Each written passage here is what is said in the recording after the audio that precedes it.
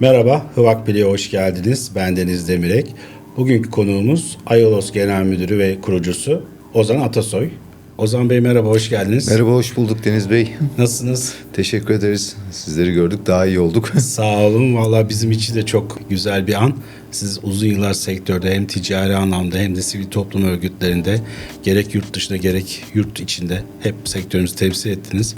Biz sizi biraz daha yakından tanımak istiyoruz. Seve seve. Kaç yılında nerede doğdunuz? Nasıl bir çocukluğunuz, öğrenci hayatınız vardı? Ben 1972'de Beşiktaş'ta doğdum. Doğuştan da Beşiktaşlıyım. Bizim bütün sülale de Beşiktaş'tır bu arada. Yani eskiden çok sıkı takip ederdim Beşiktaş'ı ama son yıllarda iş gücün içerisine dalınca bir miktar canlı takibiden uzaklaştım diyebilirim. Çocukluğumun ilk dönemleri dediğim gibi Beşiktaş'ta geçti. Sonrasında Bahçeli Evler'de, yine İstanbul'da çocukluğumun olgunlaşma dönemleri diyeyim. İlkokula orada başladım. Orada anılarım oluştu, ilk anılarım diyeyim. Kazım Karabekir İlkokulu vardır Bahçelievler'de. Hala duruyor bildiğim kadarıyla. Orayı birincilikle bitirmiştim ilkokuldayken. Hatta çok sevdiğim bir hocam vardı. İsmini almadan edemeyeceğim. Hayatta mı bilmiyorum kendisi de. Yenigül Deda. Belki eskiler hatırlar. Sadık Deda hakem vardı, Hakem bilirsiniz. hocamız. Onun kız kardeşiydi Yenigül Deda. Onun hala izlerini, yani benim üzerine bıraktığı izleri taşıyorum diyebilirim. Eğer hayattaysa kendisine sevgilerimi iletiyorum. Hayatta değilse de rahmetle anıyorum kendisini. O beni çok zorlardı. Özellikle matematik konusunda. Orada aldığım temellerle de bugüne kadar geldim diyebilirim. Yani mühendisliği sevmemin sebebi de odur. Ortaokul, lise yine Bahçeli Evler miydi? İlkokulu orada bitirdim. O zaman ortaokulu yoktu oranın. Bizim o dönemde ilkokuldan sonra özel okul sınavlarına girilirdi. Anadolu Lisesi sınavlarına. O zaman Özel Dost Koleji, şimdi Cent Koleji oldu bildiğim kadarıyla. Orayı kazanmıştım, babam oraya yazdırmıştı. Orada okudum ortaokulu. Türkiye'nin ilk Türk özel okuludur. Orası da çok değerli bir okuldu. Ortaokulun sonunda sınavlara girdim. Aklınıza gelebilecek fen liselerinden askeri liselere kadar, parasız yatılıya, öğretmenlik sınavlarına kadar girebildiğim bütün sınavlara o dönemde girmiştim. Birçoğunu da kazandım. Kazandıklarımın arasında bir tanesi de biri Kuleli Askeri Lisesi'ydi, diğeri de Deniz Lisesi. Bizim bir denizci komşumuz vardı. O zaman çocuğuz tabii, hep böyle özeniyoruz şeylere. Onun biraz teşviğiyle diyeyim, gidip Deniz Lisesi'ne kaydolmuştum. Hatta kazandıktan sonra aileme söylemiştim, işte ben buraya kazandım diye. Çok mutlu oldular. İşte oğlumuz subay olacak vesaire falan diye. Neyse gittim oraya ama yapamadım. Yani askerlik gerçekten farklı bir yapı. Bir sene sonra ayrılıp Kadıköy Anadolu Lisesi'ne geçtim. Liseyi Kadıköy Anadolu Lisesi'nde bitirdim. Kadıköy Anadolu Lisesi'nin sonunda üniversite sınavlarında, o zamanlar sınav sistemi de şimdiki gibi değil. Sınava girmeden önce tercihlerinizi yapıyorsunuz. O zaman hiç unutmuyorum, 13 tane tercihte bulunmuştum. Yukarıdan aşağıya başlayıp devam ederek onlardan hangisini tutturursanız ona otomatikman kayıt oluyordunuz. İTÜ Makine o zaman 12. tercihimde, 13. tercihimde çapa tıptı. Ne alaka diyeceksiniz. Ne makine mühendisliğini biliyorsunuz lisedeyken, hani ne iş yapar, ne de hani doktorlukla genel kültür haricinde çok bilginiz var. Çok alakasız, birbirinden alakasız konular. Hani bir üst tercihi seçseydim belki işletmeci olacaktım. İlk tercihlerimi yazsaydım belki o zaman işte elektronik mühendisi olacaktım gibi, tamamen tesadüfen makine mühendisliğini, hele İTÜ Makine'yi kazandım. Tabii makine mühendisliği ne iş yapar, ne yapar orada, hani başarılı olacak mıyım, sevecek miyim, sevmeyecek miyim diye düşünürken ilk senenin sonunda dedim ki iyi ki burayı kazanmışım. İyi ki bu okulda okumuşum. Mezun olduktan sonra daha da hissettim bunu. Çok güzel bir üniversite hayatım geçti. Şu anda birçok sivil toplum kuruluşunun içerisinde de yer alıyorum. Az çok sosyal bir insandım. Geçmişte daha sosyal bir insandım. Hala devam ettirmeye çalışıyorum ama sorumluluklar, insanların üzerindeki yükler arttıkça diyeyim, biraz böyle istediğiniz verimli zamanı ayıramıyorsunuz. Üniversitedeyken de birçok kulübün kuruculuğunu yapmıştık. Oralarda aktiftim. Bunlar hepsi sosyal kulüpler. Mesela bir tanesi sinema kulübü idi. 1946 yapımı kömür arpiyle çalışan bir sinema makinesini, ustasını bulmuştuk Beyoğlu'ndan. Tamiratını yaptık. Çalışır hale getirdik. Sonra gösterim yapacağız. Film almamız lazım. O zaman işte çok ünlü film şirketleri var, işte Ulusal Filmcilik var, Warner Bros var, Özen Film var. Böyle çok bilindik ve ulaşılması çok zor şeyler. O zamanki özgüvenle gidip bu şirketlerin işte genel müdürleriyle, Türk şirketleri ise sahipleriyle gidip bir şekilde bağlantı bulup zorlayıp bütün imkanları, şartları gidip onlardan film kiralayıp okulda Gümüşsuyu'nda, makine fakültesinde eskiden konferanslar verilirdi biliyorsunuz. Orası sinema salonudur aslında eski hali. Orada gösterimler yaptık. Son 2 sene boyunca diyeyim. Biri hatırladığım güzel anılarımdan bir tanesi o. Diğeri de mühendislerin çok sevdiği Bridge oyunu vardır. Bizim sektörümüzden de birçok arkadaşımız, abilerimiz bir işte ilgilenirler. Bu üniversiteden gelir aslında. Üniversite yıllarından gelir. Bir gün kantinde Bridge oynuyoruz arkadaşlarla. Derse de girmemişiz tabii. Derste kırmışız oyun heyecanıyla. Yanımıza Nilüfer Erican Hoca oturdu. O zaman makine fakültesi dekanıydı. Nilüfer Hocam. Geldi, hocam hoş geldiniz falan. Oturdu, hiçbir şey söylemiyor. Bizi izliyor. Neyse biz oyunumuz bitti. Nilüfer Hoca dedi, niye burada oynuyorsunuz çocuklar? Dedim hocam yer mi verdiniz? Nerede oynayacağız? Başka yer yok. Pişkin öğrenci özgüveniyle. Tamam dedi, oyunuz bitsin bir odama gelin. Dedi ki eyvah, Nilüfer Hoca bize kızdı. İşte bir şey söyleyecek. Neyse yanına gittik arkadaşlarla. Dedi ne lazım size? Ne için ne lazım hocam? İşte Bridge kulübü kurmak için ne lazım? Dedim hocam bize işte board lazım, yeşil çuval lazım, masa lazım, sandalye lazım, oda lazım, oyun kartı lazım. Tek tek not aldı bunları. Tamam dedi, ben sizi arayacağım dedi. Aradan 1-2 hafta geçti. Nilüfer Hoca tekrar çağırdı. Gittik yanına. Dedi ki odanıza hazırladım. Yere halı kaplattım. Masanızı, sandalyenizi aldım. Yeşil çuvalınıza kadar her şeyi aldım. Size bir de ödenek veriyorum. Gidin bu ödenekle de oyun kartlarınızı alın. Okulun parasıyla oyun kartı alınmaz. Çok mutlu olduk. Bridge kulübünü kurduk. İTÜ Makina'nın ilk Bridge kulübü o zaman. Ki içimizde o zamanki dönemde Türkiye şampiyonu vardı. Bizden bir üst devre bir abimiz, arkadaşımız. Bizim arkadaşlarımız Marmara Bölge şampiyonları vardı. Yani çok bu işi profesyonelce de yapan arkadaşlar vardı. Onlarla beraber biz Bridge kulübünde artık okulun kantininde değil, orada turnuvalar falan düzenlemeye başladık. Ve bu şekilde ayrı bir sosyal aktivite oldu bizler için. Sonra yıllar sonra öğrendim. Nilüfer Hocam da bu videoyu izlerse hatırlayacaktır. Oyun kağıtlarının parasını ödenekten değil, Nilüfer Hoca kendi cebinden vermiş. Ama bizi de desteklemek adına, en azından bir yol göstermek adına böyle güzel bir anımız oldu diyebilirim. Üniversite yıllarında tabii öğrencilik dışında aktiftiniz ama bir de staj dönemleri nasıl geçti? Vallahi staj dönemleri yani prosedür yerini görsün şeklinde geçti. Hani bir tanesini Efes Pilsen fabrikasında bir arkadaşımızın, sınıf arkadaşımızın dayısı orada satış müdürüydü. Efes Pilsen'de. Orada bize staj ayarladı. Biz gittik, çok güzel zaman da geçirdik. Görevimizi de yaptık. Ama ne aldık? Hiçbir şey alamadık. Başka bir stajımız ben kendim bulmuştum. Hatta şimdi tabii o zamanlar internet falan yok. Firmaların isimlerini bir şekilde alıyorsunuz Firis'ten, başka yerlerden. Bazen de alamıyorsunuz. Hiç unutmam. O zaman Göztepe'de oturuyorduk. Oradan minibüse bindim. E5 üzerinde bu Yakacık, Kartal tarafında sıra sıra fabrikalar vardı. İndim minibüsten, E5'ten. Sırayla fabrikanın kapısına gidip işte ben staj yapacağım, işte fabrika müdürüyle görüşebilir miyim veya yetkili kimseyle görüşebilir miyim? Böyle 3-5 yer gezmiştim. Bir tanesi kabul etmişti. Alüminyum döküm üzerine bir yer. Orada staj yaptım. Oradaki stajdan gerçekten bir şeyler aldım. Yani kendi emeğimle, kendi isteğimle bulduğum bir yer. Onların da ihtiyacı varmış. Bir fiil çalıştırdılar da gerçekten. Staj dönemi böyleydi. Zaten 3 haftaydı stajlar. Yani çok uzun süreli staj değil. Onu da hiç faydalı bulmuyorum açıkçası. Keşke şu anda bir takım üniversiteler geçtiler bildiğim kadarıyla. Daha uzun dönemli stajlarla hem öğrencilerin işe alışması hem de şirketlerin öğrenciye alışması, stajyere alışması için çok değerli, okuldan sonra yapacakları stajlar olarak öyle olması gerektiğini düşünüyorum. Yani bizim dönemimizdeki stajlar biraz daha hani göstermek diye tam %100 diyemem ama prosedürü yerine getirmek şeklinde değil. İlla ki bir faydası olmuştur. Yani bir şirket ortamı görüyorsunuz, bir üretim ortamı görüyorsunuz. Genel kültür.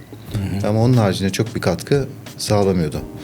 Staj haricinde ben üniversite yıllarımda da hem çalışıp hem okuyordum. Çok değişik işler yaptım, yani haşlığım çıksın diye.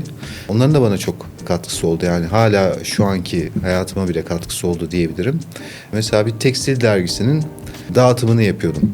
Dağıtımı yaparken de hedeflerimiz vardı. İşte dergiyi götürünce işte oradaki yetkililerle görüşüp reklam almaya çalışırdık. Merter'deki bütün tekstil firmalarına girmiş çıkmışlığım vardır. Hepsiyle, o zamanki insanlarla hepsiyle bir tanışıklığımız vardır. Kimi çok iyi karşılardı, gelirdi işte çay kahve ikram ederdi, yemek ikram ederdi vesaire. Ama ticarete ufak ufak bir giriş oldu diyebilirim. Yani en azından girişkenliğe giriş oldu. Hani bir şeyle ilk adımı atmak zordur her yaptığınız işte. İşte o ilk adımı atmaktan korkmamayı öğreniyorsunuz. Yani hiç bilmediğiniz bir işletmenin kapısını çalıp işte ben böyle bir şey için geldim demek aslında arkasında birçok başka kapıyı size açıyor. Bunu da unutamam diyebilirim. Başka bir işim mesela yine üniversite yıllarında Gümüşsuyu'nda okuyorum, İTÜ Makina'da. Aşağıda Dolmabahçe Sarayı ile cami arasında böyle arabayla gidilip çay içilen yer var. Kahve içilen, kışın salep verilen bir yer vardır. Orada ben bir yaz dönemi 3 ay garsonluk yaptım. Size samimi bir şey söyleyeceğim. Profesyonel olarak çalıştım. 25 sene üst düzey yöneticilik yaptım farklı şirketlerde. Size samimi olarak söylüyorum. Hala orada kazandığım parayı o üst düzey yönetici olarak çalışırkenki para kadar kazanmadım. Yani çok zor bir işti. Gece çalışıyordum. Akşam 7, sabah 7. Gündüzler bana kalıyordu. Ama insanların hani işinizi ne iş yaparsanız yapın, severek yaptığınız zaman bunun bir karşılığını verdiklerini görüyorsunuz orada. Hele o tür ortamlarda işte Beyoğlu'ndan çıkan insanlar, bir sürü tanıdık sanatçılar, artistler, oyuncular o saatlerde geliyorlar. Biraz da turist böyle de çoktur orada. Turist de çok geliyordu, doğru. Biraz da sohbet etmeyi de seviyorlar. Hele benim öğrenci olduğumu duyunca, atıyorum o zamanın parasıyla 5 liraya bir kahve içiyorsa 50 lira verip gidiyorlardı. Yani çok kazandım dediğim de aslında oydu bir anlamda. O da farklı bir deneyimdi. Yani zorluklardan kaçmamak. Yani o da bir iş neticede. Yani tam üniversiteyi bitireceksin, mühendis olacaksın, işte beyaz yakalı olacaksın vesaire, ama üniversiteyken de öğrenciyken de mavi yaka olarak da işini iyi yaptığın zaman orada da başarılı oluyorsun. Orada da iyi bir gelirin olabiliyor. Dolayısıyla hiçbir şey zor gelmiyor. Üniversite, ben biraz uzun okuyanlardanım. 4 yıllık üniversiteyi fiili 5 yıl ama gerçekte 6 yılda bitirdim. Bitirmek de istemedim. Hani askere gitmek istemiyorsunuz. İşte biraz iş tecrübesi oluşsun istiyorsunuz. Üniversiteden sonra hemen bir kopukluk olsun istemiyorsunuz. 5. yılın sonunda okulda asılan bir ilanla, yine dediğim gibi şimdiki gibi LinkedIn yok, sosyal medya yok, internet yok. Firmalar hem stajyer aradıklarında hem yeni mezun öğrencilerden çalışan aradıklarında okulun bir panosu vardı öğrenci işlerinin orada. Oraya bildiğiniz ilan asarlardı. HSK'nın ilanı. HSK kimdir bilmiyorum. Nedir bilmiyorum. Ne üretir, ne yapar onu dahi bilmiyorum. Aradım, randevu aldım, gittim. Rahmetli Uğur Darcan. O zaman onunla görüşmüştük. İşte bir sürü şeyle görüşmüş. Başvuranla görüşmüş. O zaman 5-6 kişi işe alıyorlardı. Sağ olsunlar. O zaman işte beni de tercih ettiler o 5-6 kişinin arasında. O arkadaşlardan unutmadıklarımdan bir tanesi Gökçe Funda. Nereden tanır mısınız bilmiyorum. Şu anda Geafilek Grup'un üretim müdürü, fabrikasının başında, üretimin başında. Onunla aynı gün işe başlamıştık. O üretimde ilerledi. Ben de satışa almışlardı o zaman, işte teklif mühendisi diye başlamıştık. Ben de teklifte başladım. Tabii üniversite hayatında işte garsonluktan bilmem dergi dağıtıcılığına kadar, dergi dağıtmak derken araba yok, bir şey yok. Otobüse biniyorsunuz, tabii, saatlerce yol gidiyorsunuz. Yağmurda, çamurda, elinizde, sırtınızda çanta, ağır dergilerle böyle dolaştığınız bir ortamdan Esentepe'de Oyalhan vardır, hala var. İşte orada çok şık bir ofiste, işte herkes takım elbise, kravat çalıştığı bir ortamda, yediğiniz önde, yemediğiniz arkanızda. O kadar hoşuma gitti ki dedim ya, böyle çalışmak da varmış. İşte ilk klima sektörüne o zaman girmiştim.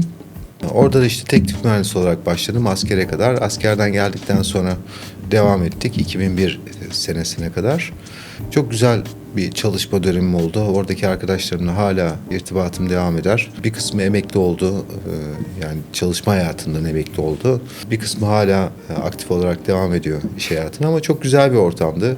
İlk gözümü açtığım yerde diyebilirim. O zaman da işlerin çok hızlı olduğu, bu Antalya'daki otellerin yeni yeni yapılmakta olduğu, herkesin klimaya ihtiyaç olduğu bir şeyi ulaşmanın, üretmenin zor olduğu zamanlardı. Yani üretebiliyorsanız satıyordunuz. Zaten bir pazarı vardı ürünlerin.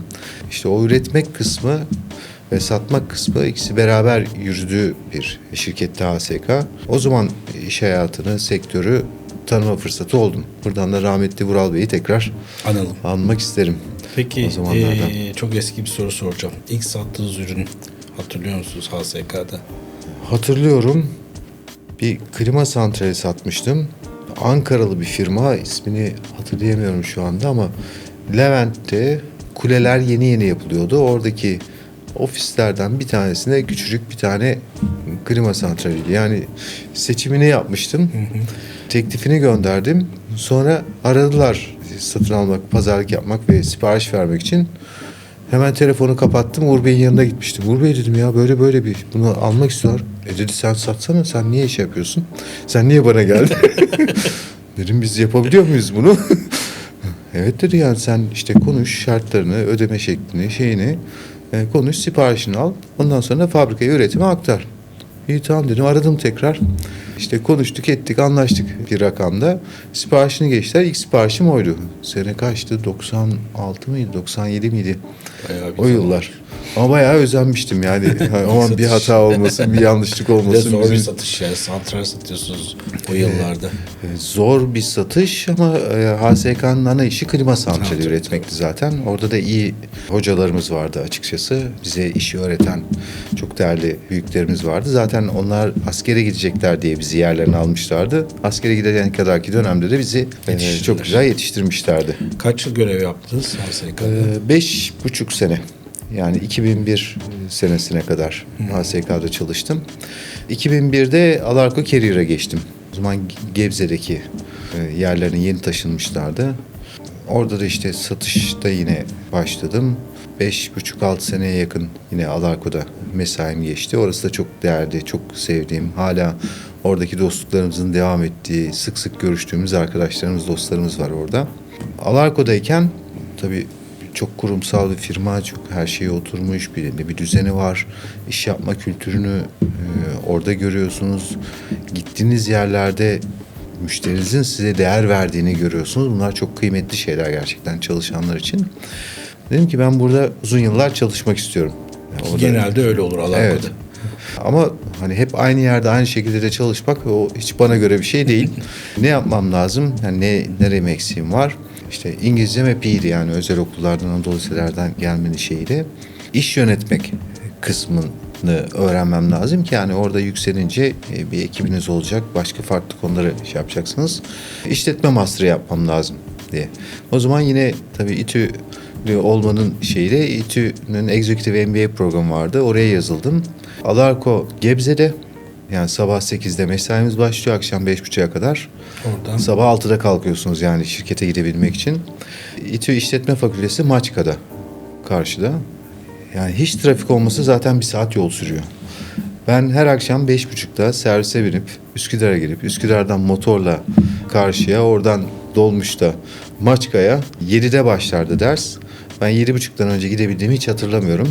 Ve gece 11-11.30'da biterdi. Evim Acıbadem'de, o zaman evdeyim. 11.30'da oradan çıkıp eve gelirim.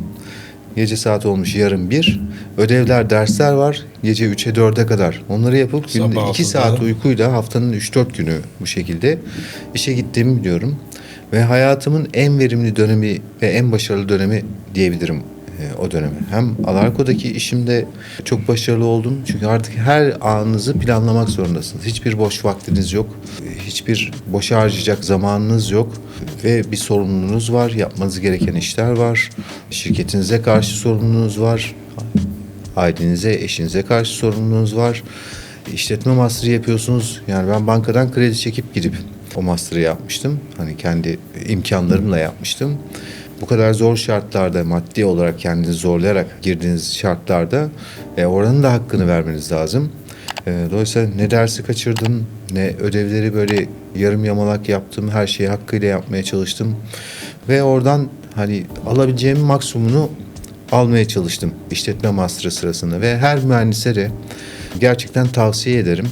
Mühendislikten sonra bir 4-5 yıl iş hayatını tecrübe ettikten sonra mutlaka iş yönetimiyle ilgili özellikle işletme master'ı kısmını yapmalarını tavsiye ederim. Çünkü çok farklı alanı, finansı, pazarlamayı, insan kaynakları yönetimini, muhasebeyi, strateji kurgulamayı, bunların teorini öğreniyorsunuz ve iş hayatının içerisindeyseniz de zaten birebir uyguluyorsunuz bunları. Bazı arkadaşlar bu MBA olayını hemen yapıyorlar. Bu hatalı. Çünkü Kesinlikle bir çalışma hayatını görmek hatalı. gerekiyor. Yani bir karşılığı nedir? İnsan kaynağı, Ar-Ge, satın alma süreçler. Bunları bir içine girmeden okul bitti hemen hadi MBA yapalım sonra iş buluruz. Hayır, önce bir dediğiniz gibi 4-5 sene belki bir deneyimden sonra MBA daha etkili oluyor, daha faydalı oluyor. Doğru. Yani insan doğasında şu var, yani ihtiyacınız olan bir şeye daha fazla ilgi gösteriyorsunuz. Şimdi kahve istiyoruz. Benim kahve içmeye ihtiyacım var. Ben buna farklı bir ilgi gösteriyorum. Ama ihtiyacım yok. Kahve orada durur, soğur. Oradan istediğiniz faydayı elde edemezsiniz. İşletme master'ı MBA'de bir anlamda öyle. Yani okuldan sonra sizin eğer neye ihtiyacınız olduğunu daha kendiniz bilmezken size orada zaten 4-5 sene bir teknik teorik bir eğitimden geçmişsiniz. Daha pratiğe yansıtamamışsınız. Bunun üstüne ilave bir iş yönetimiyle ilgili teorik eğitim aldığınızda siz neye ihtiyacınız olduğunuzu bilmeden aldığınız bir şeyi birçoğunu zaten yeterince alamıyorsunuz. Aldıklarınız şeyde oradan diplomanızı aldıktan sonra birkaç ay sonra püf diye uçup gidiyor. Hele yeni mezunsunuz, üstüne MBA de yaptınız. İş hayatına başladınız. İş hayatında sıfırsınız. Daha hiçbir tecrübeniz olmadan şirketler size alın yönetin diye vermezler. Orada belli bir süre tecrübelenmeniz lazım. Bu arada bilgileriniz eskiyor. En doğru zaman siz artık kendi işinizle ilgili uzmanlığınızı kazanmışsınız. Tekniğini, her şeyini öğrenmişsiniz. Onun üstüne artık siz bir üst döneme geçeceksiniz. Yöneticilik konumuna geçeceksiniz.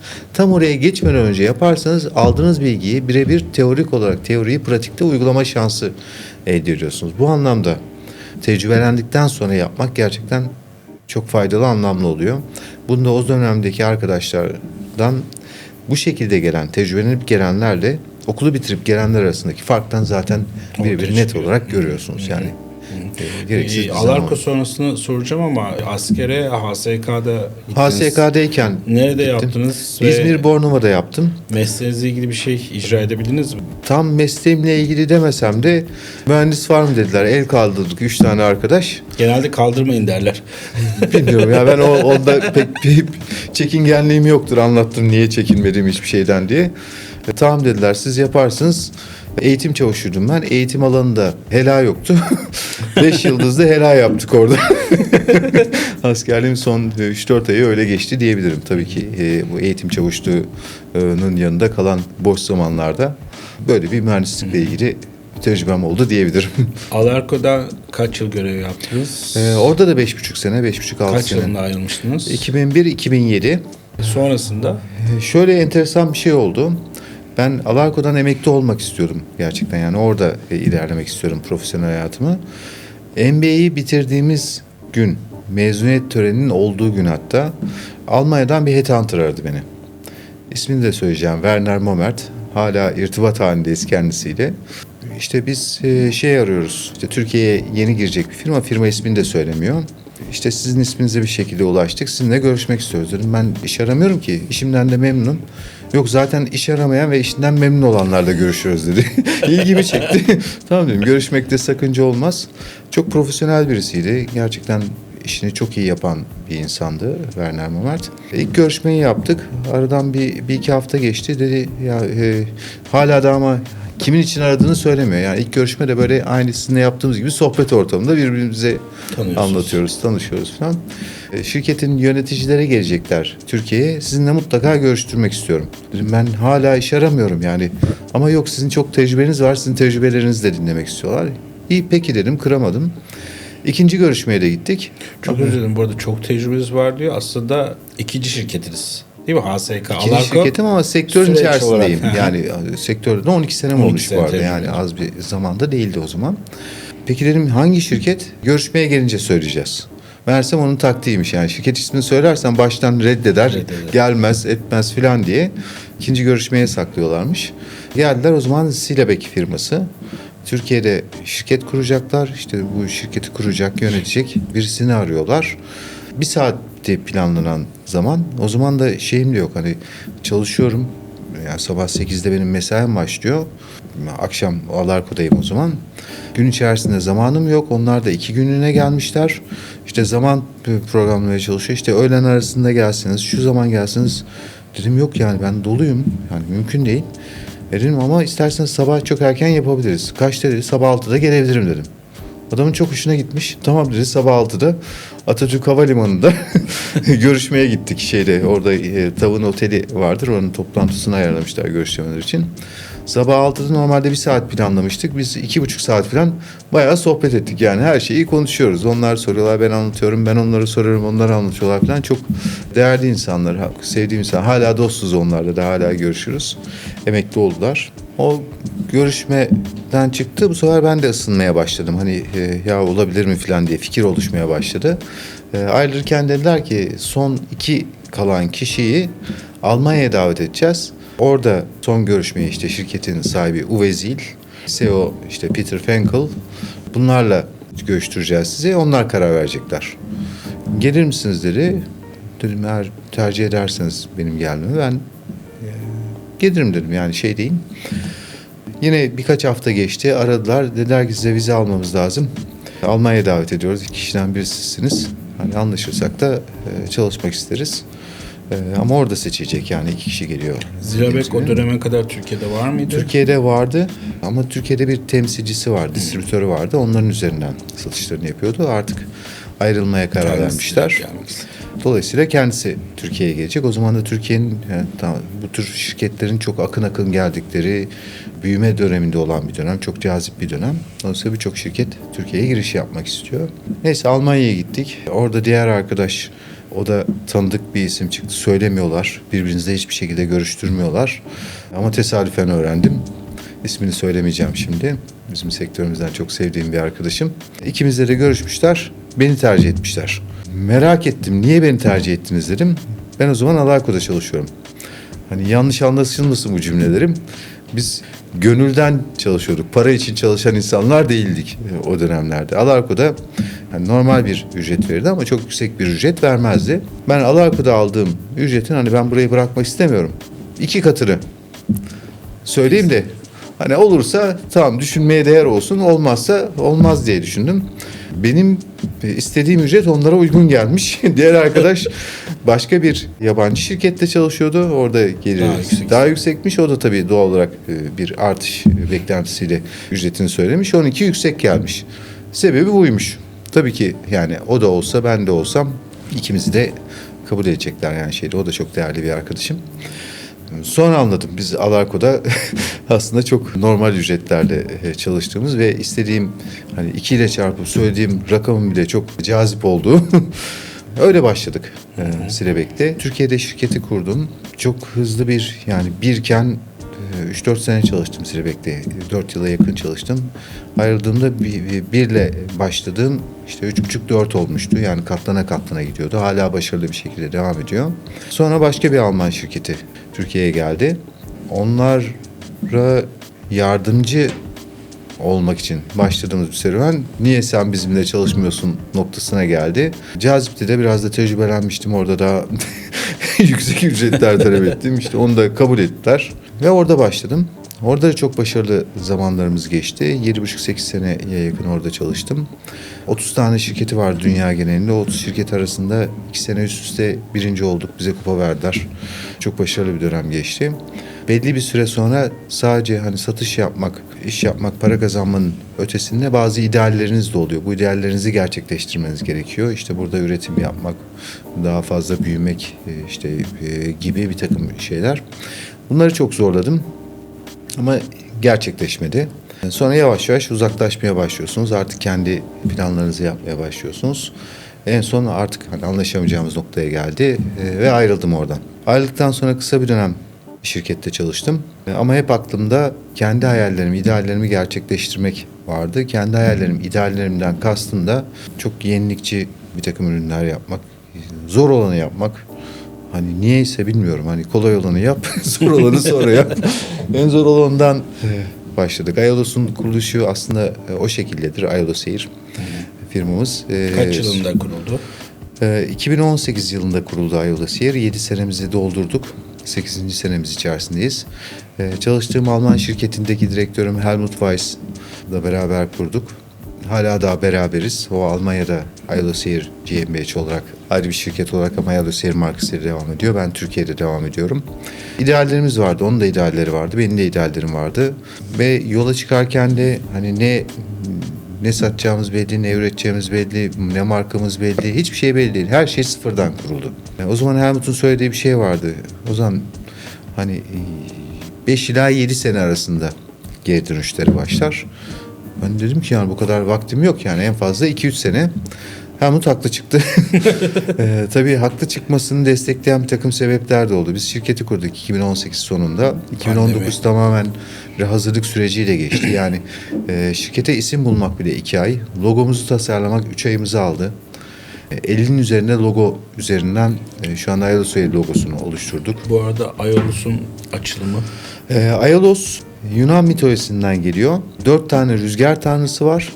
Rüzgar tanrılarının Mide tanrısı var bunlara hükmeden. Ayolos bu.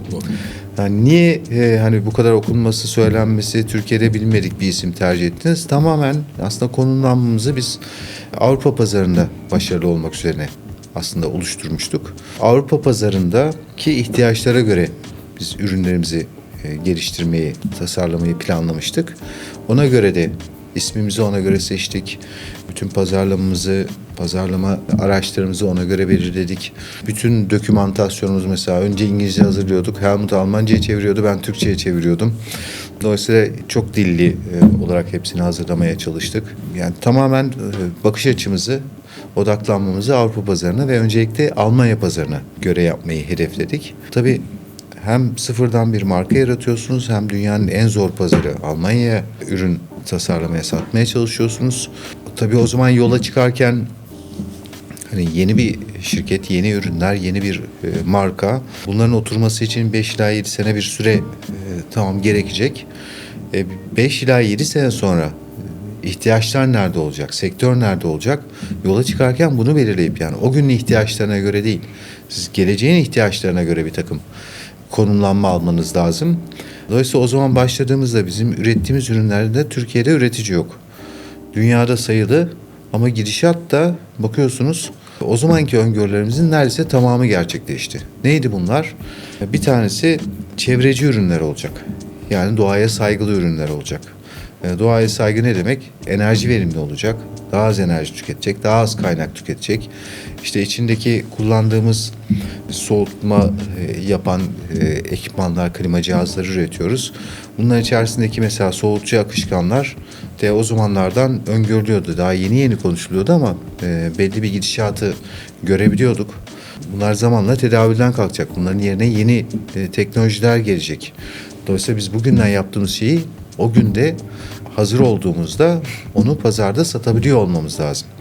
Ne bileyim akıllı ürünler olacak. Otomasyon sistemleri ondan öncesinde de çok şey vardı. Otomasyon önemliydi.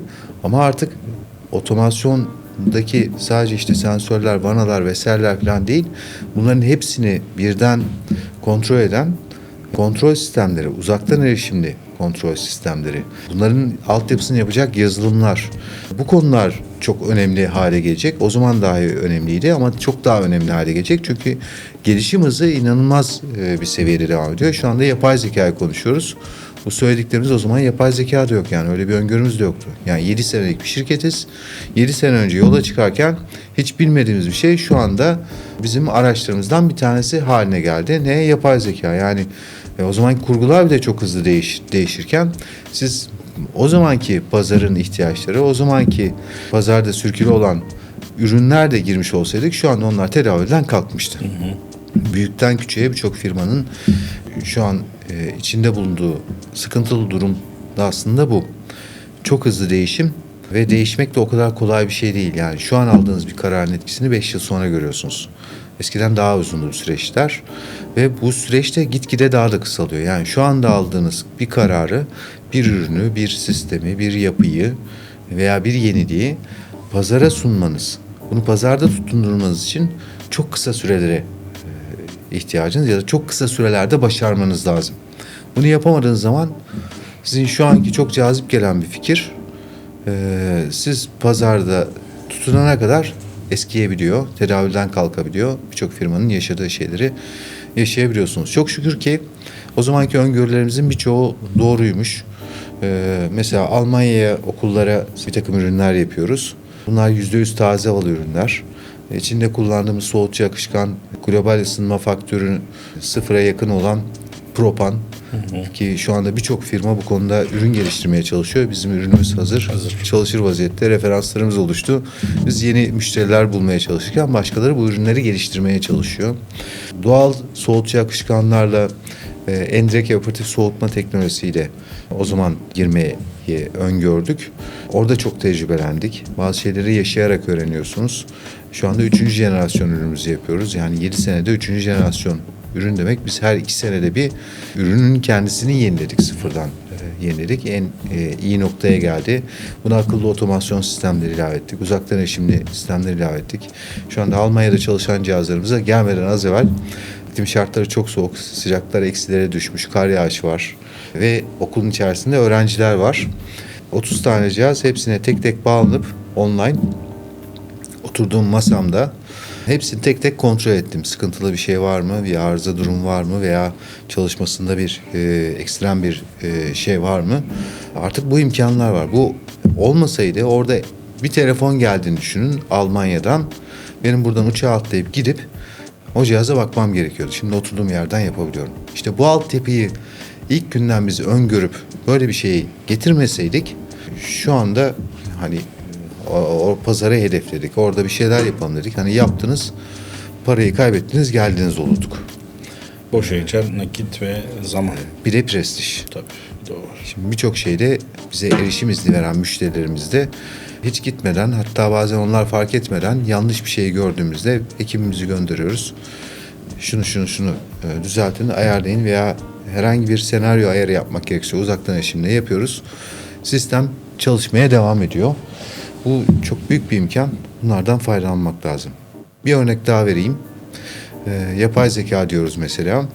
Şimdi cihazları akıllı yaptınız. Cihaz kendi arızasını, hatasını veya çalışması şeklini size zaten veriyor. Bir sıkıntı olduğu zaman sizi uyarıyor. Ama buna bakan insan, oradaki teknisyen, bu Alman da olabilir, Çinli de olabilir, İngiliz de olabilir, İtalyan da olabilir. Kendi dilinden arızayı yapay zekaya sorup, öğretilmiş yapay zeka modülümüz var, kendimizin geliştirdiği. Yapay zekaya sorup böyle bir alarm aldım, böyle bir arıza gördüm veya böyle bir ben cihazı öyle değil de şöyle çalıştırmak istiyorum, bunu nasıl yaparım dediğinde sanki bizden bir teknisyenle görüşüyormuş gibi yapay zekadan bunların cevaplarını alıp nasıl yapması gerektiğini de anlatıp yazılı ve sözlü olarak ve kendi dilinde. Yani Türkçe sorup İtalyanca cevap alabilirsiniz. Almanca sorup Türkçe anlattırabilirsiniz. İşte bu yapay zekanın imkanları.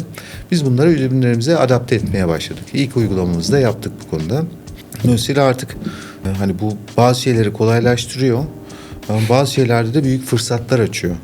Bu fırsatlardan bir tanesi. Bunu Almanya'daki uygulamayı yapan firmaya sunumu yaptığımızda gözleri açıldı. Tamam, bundan sonra bütün cihazlarımızda böyle yapalım dedi bize. Bizim için büyük bir şeydi, deneyimdi. Müşterimizin tepkisini de görmüş olduk. Hele hele bunun uygulamasından, işletmesinden sorumlu insanların hani böyle bir şeyi beklemedikleri bir anda masanın üzerine koyduğunuzda çok daha farklı bir bakış açısı geliyor. Ve şunu da açıkça söylemek lazım. Özellikle Türk ürünlerine karşı bir ön yargı var Avrupa pazarında. Yani ön yargının ana sebeplerinden bir tanesi de hani bir şey olduğunda Türkiye'den mi geleceksiniz? biliyorsunuz şu anda bir vize almak bile mesele. Sorun. Şimdi bu tür imkanları sunduğunuz zaman Türkiye'den gelmenize gerek yok. Oradaki herhangi bir insana yapay zekaya tarif ettirebiliyorsunuz neyi nasıl yapabileceğini. Dolayısıyla bu imkanlardan da mümkün olduğu kadar faydalanmamız gerekiyor. Peki Ozan Bey, 7 yıl bitti, 8. yıldasınız. 2025 yılı nasıl geçti ve 2026'da ne gibi yenilikler olacak? Ayolos 7 yılı bitirdik gerçekten. Yani geriye dönüp baktığımızda gerçekten mücadeleyle geçen bir 7 yıl oldu. Şirketi kurduk, bir sene sonra pandemi çıktı. 2-3 senemiz oradan geçti. Sonra işte savaş çıktı, Ukrayna savaşı, yok başka konular, ekonomik krizler, enflasyon vesaire falan. Afetler. Bu 7 yıl her günü mücadeleyle geçti diyebilirim. 2025 yılına girmeden 2024 yılı sonunda bahsetmiştim, Almanya'da ürünlerimiz var. Orası için hazırladığımız ürünlerden ilk siparişlerimizi almaya başladık. Ve üretimi de biz hep dışarıda yaptırıyorduk o zamana kadar. Dedik ki artık vakti geldi. Biz kendimiz artık üretime geçmemiz lazım. Küçük orta ölçekli bir yer tuttuk, onu hazırladık ve üretime başladık. Başlarken elimizde de önümüzdeki 7-8 ayı gördüğümüz bir dönemde başladık aslında.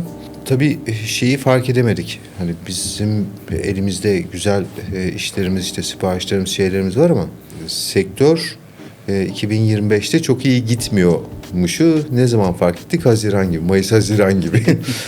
Senenin ikinci yarısı daha durgun geçti diyebilirim 2025 senesinde ama yatırımımızı yapmış olduk. Üretim kaslarımız biraz gelişti. Tasarladığımız ürünleri yavaş yavaş artık pazarda tutunduğunu görmeye başladık. Bir takım hizmetleri kendi bünyemizden yapar hale geldik. Ama bir taraftan da o öngöremediğimiz durgunluk diyeyim, özellikle yatırım tarafındaki durgunluk diyelim. Bundan dolayı da biraz daha temkinli gitmek zorunda kaldık. 2025 ona rağmen iyi bir yıl geçti diyebilirim. 2026'da 2026'dan biraz daha umutluyum. Çünkü artık hani hem yurt içinde hem yurt dışında insanlar hani böyle bir bekleyelim, sular çok bulanık, hala daha bulanık. Hoş. Hani neyin ne olacağı belli değil modundan yavaş yavaş insanlar artık şeye geçmeye başladı. Yani yatırım kararlarına en azından araştırmaya geçmeye başladı. Bunları hissediyoruz. Mesela çok basit bir örnek vereyim. 2024'te 100 teklif verdiysek 2025 senesinde bu 60'a 70'e düştü. Hatta 70'e düştü. Yani %30 insanlardan gelen talepte azalma var. Bunu sektörden diğer arkadaşlarla da konuşuyorum. Herkeste benzer şeyler var. Dolayısıyla genel bir durumdu bu. Senenin son ayıyla beraber yani o %30'luk açığı kapatmadı ama hızlandığını gördük. Yani arayanlar, soranlar özellikle enerji verimliliği konusunda büyük bir pazar oluşmakta olduğunu fark ettik. Ürünlerimiz Ayalos'un zaten kuruluş amaçlarından bir tanesi doğaya saygılı, enerji verimli ürünler yapmaktı. Kaynakları en az kullanan ürünler yapmaktı. Dolayısıyla bu ürünlere talebin de bu yönde ilerlediğini gözlemlemeye başladık. Bize gelen isteklerden bunları yorumluyorum. Bu da doğal olarak bizim işlerimize, ticaretimize, şirkete katkı sağlayacaktır diye düşünüyorum. Peki Ayolos'la ilgili de sorularımız olacak ama şimdi Tabii ki. sizle ilgili biraz soracağız. Ozan Bey, işkolik miyiz? Yani fazlasıyla. İş dışında meşgul olduğunuz bir şeyler olabiliyor mu? Fırsat bulabiliyor Yani musunuz? eskiden bridge oynardım. Üniversiteden sonra da uzunca yıllar devam ettim. Sektörden sizlerin de tanıdıkları isimlerini bahsetmeyin burada ama çok sevdiğim abilerimizle uzunca yıllar her cuma akşamı akşam buluşup sabahlara kadar bridge oynamışlığımız vardır. Ve her hafta yapardık bunu.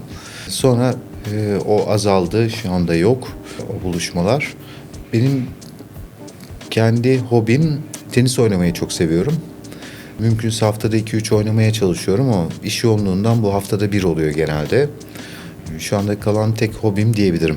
O Tenis zaman oynamak. şunu soralım. Tenis oynayan konuklarımıza soruyoruz. Djokovic mi, Federer mi? Djokovic. Djokovic. Peki. Djokovic olmadığı zamandan beri takip ediyorum onu. Dünya O seri derece. başında 7. veya 6.'ydı. O zaman çok beğenmiştim. Dedim bu gidecek. Bu arada Federer'i de çok severim.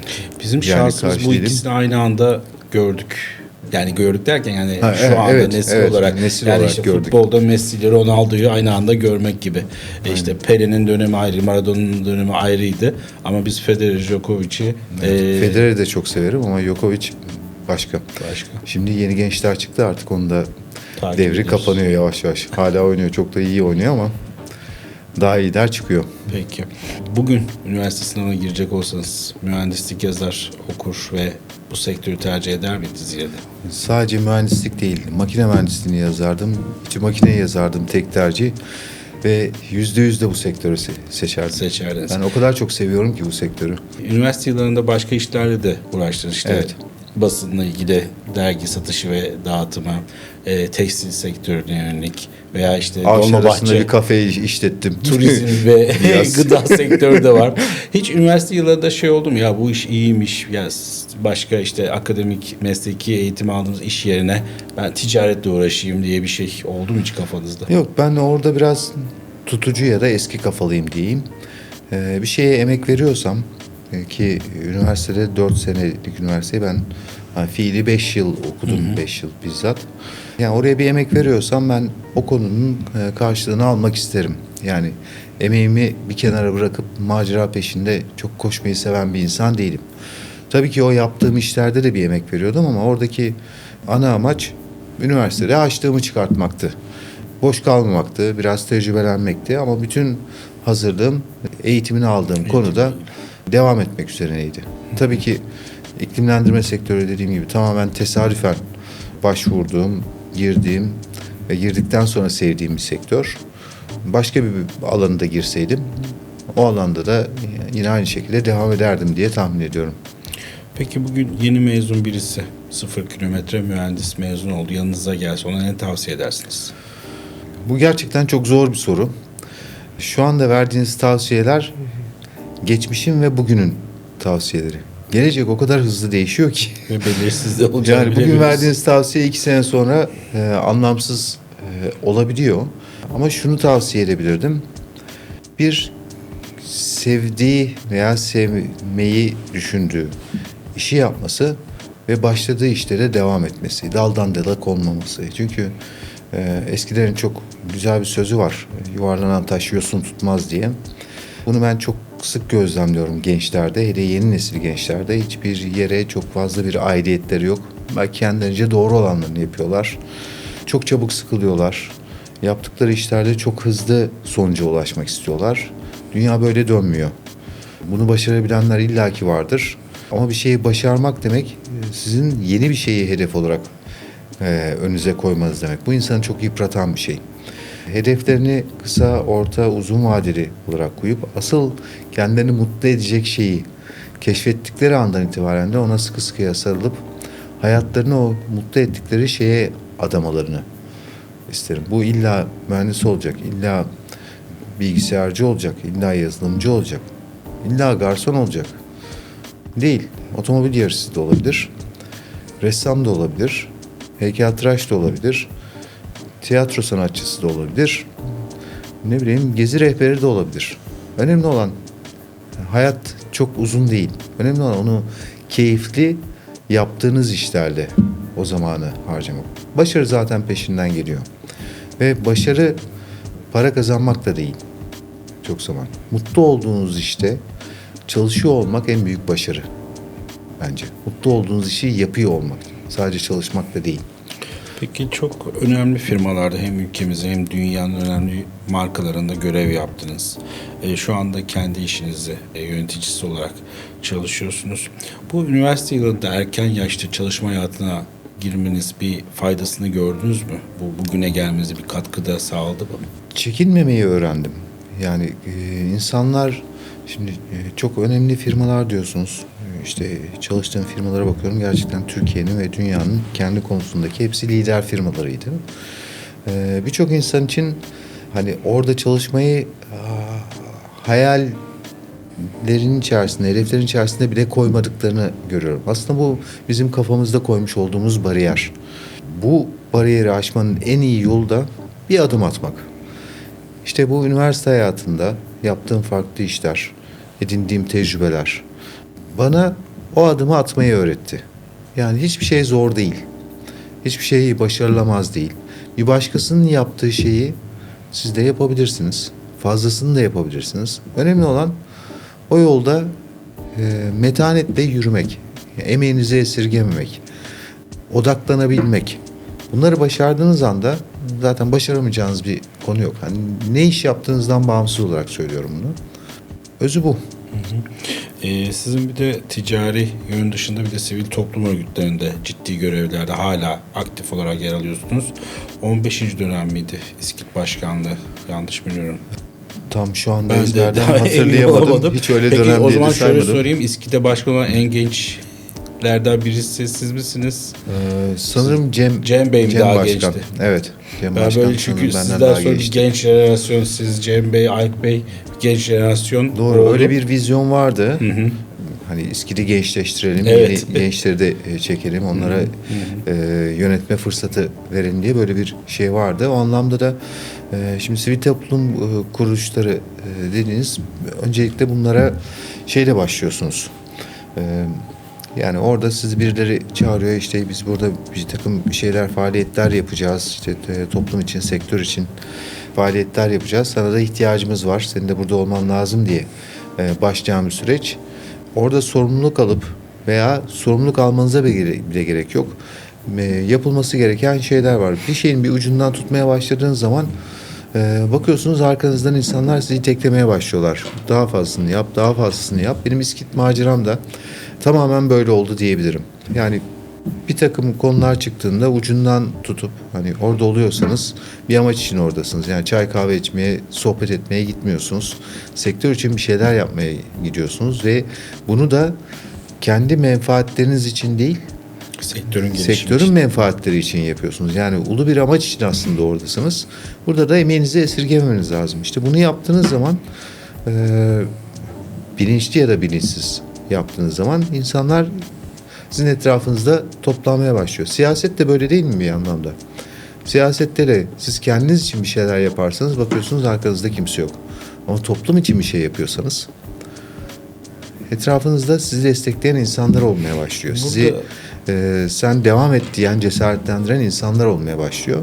Sivil toplum kuruluşları da bir anlamda böyle. Burada size aslında bir mesaj isteyeceğim. Şimdi ben tabii ki sektörün bir basın mensubu olarak pek çok STK'ların etkinliklerine, toplantılarına katılıyorum ama üyesi değilim. Ama neler çalışıyor, nasıl gelişiliyor ve orada nasıl görevler yer alıyor onları biliyorum. Ama siz bunun içinde yer alan, kendinizi bu sektörün gelişimi için işinizden, özel hayatınızdan feragat ederek bunları yaptınız. Hani şey diyorlar ya bir şey olmuyor derneklerde, toplantılarda. Buna karşı aslında ben insanları STK'lara yönlendirme, komisyonlarda görev alma konusunda ve bu tarz sektörel sivil toplum örgütlerinde yer alarak komisyonlarında, etkinliklerinde aslında insanların gelişebileceğine çok inanıyorum ve herkese de bunu söylüyorum. Sizin bu konudaki mesajınızı da merak ediyorum. Şimdi bir şey olmayadan başlayalım isterseniz. Tamamen karşıyım buna. Orada aslında çok büyük şeyler oluyor ama farkında değiliz olanların. En temel şey, birçok konu, özellikle sektörümüzden bahsetmek gerekirse, firmalarımızın geleceğini ilgilendiren birçok konu burada tartışılıyor. Tartışılmanın ötesinde, tartışmaya gelmeden önce burada farkındalık oluşuyor. Sektörün nereye gideceği, her bir firmada ürünleriniz varsa bu ürünlerin geleceğinin ne olacağı, bu değişen şartlara göre, oluşan yeni trendlere göre veya yeni normale göre biz şu anda buradayız ama 5 yıl sonra ne olacak, 10 yıl sonra ne olacak? Bugünden bunları görebildiğimiz en değerli yer aslında sivil toplum kuruluşları. Burada olmadığınız zaman ne oluyor biliyor musunuz? Önünüze bir şey geliyor. Diyorsunuz ki ya tamam bu çok güzel, yapalım da bunu yapmamız şu anda başlasak 3-5 sene. İşte size o 3-5 seneyi kazandıran yer aslında sivil toplum kuruluşları. Eğer bir şirketin size menfaat elde edecekseniz en büyük menfaat bilgidir. bu bilginin oluştuğu, konuşulduğu, tartışıldığı, geleceğin beraber belirlendiği yer orası. Sonra kimse şikayet etmesin. İşte biz bundan haberdar değildik, biz daha hazır değildik, biz bunu bilmiyorduk. Bunun hazırlanması için 3-5 sene lazım. 5 sene önce sen burada olsaydın zaten bunun için hazırlanmak için senin o vaktin vardı ve bu vakitte veriliyor. Ayrıca bu işler gizli kapılar arkasında da yapılmıyor. Her Kesinlikle, şey açık herkese açık. açık. Ekip var, komisyonlar, duyurular, sosyal Kesinlikle. medyada veya bir fiil etkinliklerde insanları ziyaret ederek üye olun, üyelik olarak komisyonlarda yer alın. Kesinlikle. Bir yönlendirme oluyor. Yani herkese açık bir yapılar bunlar. Vaktiniz yok diyelim. Hani komisyonlarda çalışamayacaksınız. O emeği vermek de istemiyorsunuz. İşte ben gidip gelemem. İşte İstanbul'daki dernek, ben Ankara'dan nasıl gidip geleceğim, İzmir'den nasıl gidip geleceğim diyebilirsiniz. Ama oranın üyesiyseniz bu derneklerin faaliyetlerini, aktivitelerini şu anda işte pandemiyle beraber çok yaygınlaştı. Webinarlar, Online şeyler. toplantılar. Lütfen dinleyin bunları, izleyin. Buralarda çok değerli bilgiler paylaşılıyor ve sizin o bilgilere ulaşmak için harcayacağınız zamanı düşünün. Orada bir buçuk saatlik bir webinarda alacağınız hap bilgi ve belli bir gözetimden, denetimden geçmiş, doğruluğu teyit edilmiş bilginin sizinle paylaşılmasından daha değerli bir şey olamaz. Bu bilgiye ulaşmak isteyen insanlar çok büyük kaynaklar ayırıyorlar. Ben firmalar açısından sivil toplum örgütlerinin şöyle görmelerini istiyorum. Bir, sektörün bir resmini çekildiği yerler bunlar. Ayrıca sektörün resmini çekerken de kendi firmanızın bu sektördeki konumunu Kesinlikle. çok güzel analiz ediyorsunuz, tespit ediyorsunuz ve ona göre bir yol haritası çizebildiğiniz yerler bunlar. Ölçebiliyorsunuz kendinizi sektörde. Kesinlikle. Başka bir şey daha var. Bu da çok değerli ve önemli. Şimdi düşünün, orada bir komisyondasınız. Komisyonun 20 tane üyesi var. 20 kişiyle toplantı yapıyorsunuz. O 20 kişiyle siz rakipsiniz aslında. Aynı konuda faaliyet gösteriyorsunuz. Ve bilgilerinizi paylaşıyorsunuz. Açık yüreklilikte, şeffaf bir şekilde. Ve bu insanlarla o kapıdan çıktığınız zaman da rakipsiniz. Şimdi rekabet belden aşağı olmaktan çıktı. Derneklerin, özellikle İSKİD adına konuşacağım. İSKİD üyesi firmalar birbirlerine çok daha saygılı rekabet içerisinde, birbirine geliştirici rekabet içerisine girdiler. Çok etik rekabet içerisine girdiler. Dolayısıyla bunu ben bizzat gözlemledim. Hem komisyonlarda çalışırken hem başkanlığım döneminde İSKİD'e üye olup gelen bir firmanın diğer firmalara davranışıyla İSKİD'e üye olmadan gelen bir firmanın, tabii rekabet anlamında bahsediyorum kesinlikle, davranış arasında çok büyük farklılıklar olduğunu görüyoruz. En azından yüz yüze baktığınız insana karşı tabii ki rekabet sonuna kadar edeceksiniz. Bundan yana şey değil. Ama bu rekabet tamamen bir etik rekabete dönüyor. Bu da sektörün gelişimi için çok değerli bir şey. Ben üstüne bir şey daha ekleyeyim. Etik rekabet, saygı duyuyor rakiplerine firmalar. Hatta artık rekabetten çok beraber hareket ediyorlar. Sizin üretim yeteneğinizden başka bir firma Bu da yararlanıyor. çok değerli. Siz başka bir firmanın üretim yeteneğinden veya satış yeteneğinden Çok değerli faydalanabiliyorsunuz. bunlar. Yani beraber bir hareket, aksiyon alınıyor. O açıdan bakıldığı zaman da STK'ların hakikaten firmalara, sektörün gelişimine inanılmaz katkısı var. Kesinlikle.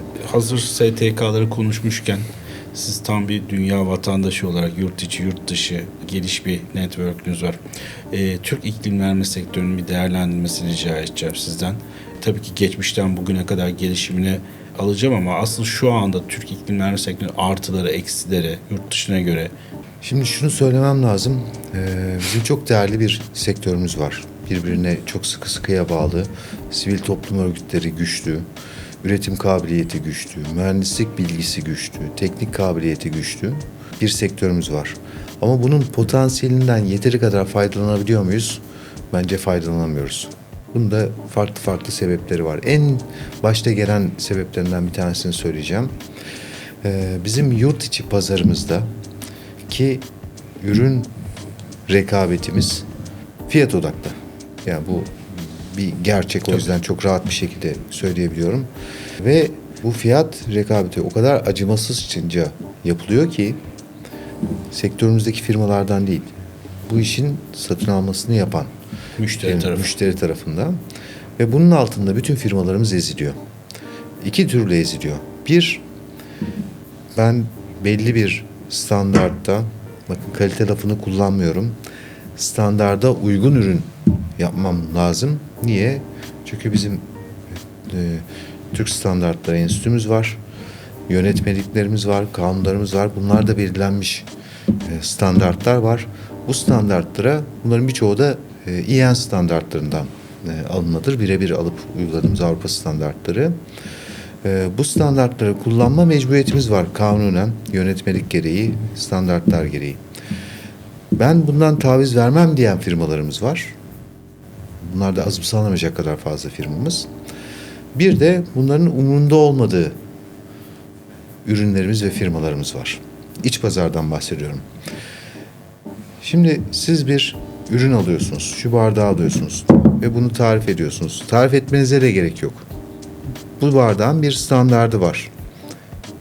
İşte bunun içerisine kahve koyunca belli bir sıcakta çatlamayacak, ne bileyim, üzerindeki yazı silinmeyecek bulaşık makinesinde yıkarken gibi. Buna ihtiyaçlardan kaynaklanan şeyler. Şimdi bu bardağı bir fiyatı var 100 lira. Bir de başka bir bardak var. Üzerindeki şeyi 2 defa yıkadınız mı yazısı gidiyor. Birazcık sıcak kaynar su koyduğunuz zaman çat diye kulpundan çatlıyor. Biliyorsunuz bunları. Bir de başka bir bardak var. Şimdi siz ikisini yan yana tezgahta gördüğünüz zaman doğal olarak eğiliminiz uygun fiyatlı olmaya gider. Ben tüketiciyi suçlamıyorum burada. Uygun fiyatlı olmaya gider. Ama bu uygun fiyatlı olan ürünün minimum standardı karşılamasına karşı da bir güvenceniz olması lazım. Doğru mu? Ki siz alıp onu evinize götürdüğünüz zaman oradan maksimum faydayı elde edebilirsiniz. Şimdi buradaki standardı korumadan aşırı fiyat rekabetiyle bununla bunu aynı kefede, aynı pazarda, aynı tezgahta olduğunu düşünün. Bundan taviz vermeyen firma yine satış yapar. Ama hak ettiği satışı yapamaz. Hak ettiği geliri elde edemez. Ve bu bardağın yerine çok hızlı değişimden bahsettik. Dünya değişiyor, sektör değişiyor, işte hayat değişiyor, yapay zeka değişiyor vesaire. Çok hızlı bir dönüşümden geçiyor. Bu firma bu bardağı sattığından elde edeceği gelirle bir sonraki yatırımına da bir kaynak yaratması lazım. Bu kaynağı maalesef bu standarda uyan firmalarımızın birçoğu bu kaynağı ayıracak geliri elde edemiyor. Bakın bu her şeyden bağımsız. Ekonomik krizden de yok, pandemi geldi de yok, bilmem Ukrayna savaşı çıktı da yok. Kendi kendimize şöyle oldu da böyle şey oldu. aslında. Kendi kendimize yaptığımız bir şey. Bizim bunu bir şekilde korumamız lazım. Ve bunu koruyacak mekanizmayı da hep devletten bekliyoruz. Bu mekanizmayı bizim firmalar kendi aramızda oluşturmamız lazım. İSKİT'te buna ilişkin bir sürü çalışmalar yapılıyor. İşte kitaplar yayınlanıyor. Ne bileyim, doğrusu anlatılmaya çalışılıyor. Aslında bunların hiçbirine ihtiyaç duymadan bizim iş etiğiyle bu Türkiye'deki bu standartlara uymuyor deyip bizim bunu o tezgaha koymamamız lazım. Ama bu tezgaha koyulan ürünle bu standarda uyan ürün arasındaki bu rekabet ortamını oluşturamadığımız zaman veya rekabeti biz teknik rekabete daha iyisini, daha enerji verimlisini, daha doğaya saygılı olanını, daha uzun ömürlüsünü, daha az bakım gerektirenini gibi bir takım faktörleri ön plana çıkartmadığımız zaman ne bunun kullanıcı bundan fayda sağlayabiliyor, ne o standarda uygun ürün yapmayan ya da rekabet yüzünden mecbur kalıp yapan firma bundan bir fayda sağlayabiliyor, ne de bu standarda uygun ürün yapan firma fayda sağlayabiliyor. Ne oluyor ondan sonra biliyor musunuz? Firmalarımız teker teker yok oluyor. Yok oluyor. Ve iyi firmalarımızdan yok olmalar başlıyor. Bu çok acı bir şey. Okul dediğimiz şirketler neredeyse. Evet. Yani bunları maalesef yaşıyoruz iç pazarımızda. Yönünü dış pazara çeviren firmalarımız için de şöyle bir güçlük var. İç pazarın böyle bir ihtiyacı var. Ben buna uygun ürün yapayım. Ben bunu rekabetçi şartlar satayım. Bir de dış pazara uygun bir ürün var. Çünkü orada zaten o duvarı geçemiyorsunuz. Başta gümrükten geçiremiyorsunuz orununuzu şartları sağlamadığınız zaman. Ben bu ürünü dış pazara satayım. Bunda da bir denge olması lazım. Yani siz yarısını iç pazara satıyorsanız yarısını da dış pazara satmanız lazım ki bir denge olursun. Bu sefer iki farklı konuda firmalarımız yatırım yapmak zorunda kalıyor. Bir ürün yatırımı yapmak tek başına bu ürünü üretmek demek değil. Bunun katalogları, kullanım kılavuzları, sertifikaları, testleri, satış sonrası, dağıtım örgütü o kadar çok aşamadan geçiyor ki bu bir ciddi bir yatırım. Buna harcanan emek, zaman, para. Siz bir değil iki tane yatırım yapmak zorunda kalıyorsunuz. Bunun karşılığında kaynaklarınızı yine verimsiz kullanıyorsunuz. Kaynaklarınızı verimsiz kullanmanın etkisinde büyüyemiyorsunuz. Büyüyüp gidip siz yurt dışında bir yatırım yapamıyorsunuz. Oradan firma alamıyorsunuz. Veya orada kendi üretiminizi, satış örgütünüzü kuramıyorsunuz, yapılanamıyorsunuz. Bunun sonucunda ne oluyor biliyor musunuz? Siz çok başarılı ürünler yapıyorsunuz ama yeteri kadar bunun karşılığını alamıyorsunuz gelir olarak. Sonra birisi geliyor, sizin burada yaptığınız yatırımı hani sembolik rakamlara. Gerçekten sembolik rakamlara. Çünkü Avrupa'daki bu rakamların nerelerde olduğunu görüyorum. Sizler de görüyorsunuz. Gerçekten yok pahasına o şirketin sermayedarı cebine işte ölene kadar yetecek bir sermayeyi alıp ceketini alıp gidiyor. Bu da sektörün elindeki en büyük engellerden bir tanesi. Sektörümüzden büyük firma maalesef çıkamıyor. Çıkabilir. Küçük balıklar artık çok hızlı yüzmeyi öğrendi. Onları izleyin. Ayalos da bir küçük balık. Ben şirketimizin, Ayalos'un gelişimini bir anlamda böyle görüyorum. Küçük balık, küçük balık, küçük balık. Bir bakmışsınız kimse anlamadan, hissetmeden büyük balık haline gelmiş. Bizim ilk kuruluş günümüzden beri yaptığımız yol haritamız tamamen bunun üzerine kurulu. Küçük balık bir anda büyük balık olduğu zaman bu sefer biz yönümüzü yurt dışına çevirip oralarda biz daha fazla nasıl büyüyebiliriz? Sadece satış yapmak değil, farklı yatırımlarla oralarda daha fazla nasıl büyüyebiliriz? Bunlara bakacağız. Ama bunun için hala da mücadeleye devam ediyoruz. Peki uzun yıllardır sektördesiniz. Çok ilginç bir müşteri talebiyle karşı karşıya kaldınız mı? Hatırlıyor musunuz? Vallahi şöyle söyleyeyim. Her müşterinin talebi ilginç. Böyle çok komik, çok sıra dışı bir şey var mıydı hiç? Vardı, bir tanesini söyleyebilirim. Ayalos'ta yaşadıklarımızdan bir tanesi. Teknesine klima yapmak istedi. Çok özel bir tasarım yaptık. Dedik ki ya bundan bayağı güzel oldu, satarız ederiz falan. Sadece ona yaptık. Hala orada duruyor. Hakikaten ilginçmiş. Ozan Bey, emekli olmayı düşünüyor musunuz? Ya, fiziki emekli olmuşsunuz mutlaka kanunen, evet, ama EYT'den emekli oldum. Bir emeklilik hayali var mı yoksa? Yani hem var hem yok. Şöyle hem var hem yok. Ben herhalde öteki tarafa göçene kadar diyeyim, bu sektörün içerisinde elimden geldiğince faydalı olmaya çalışacağım.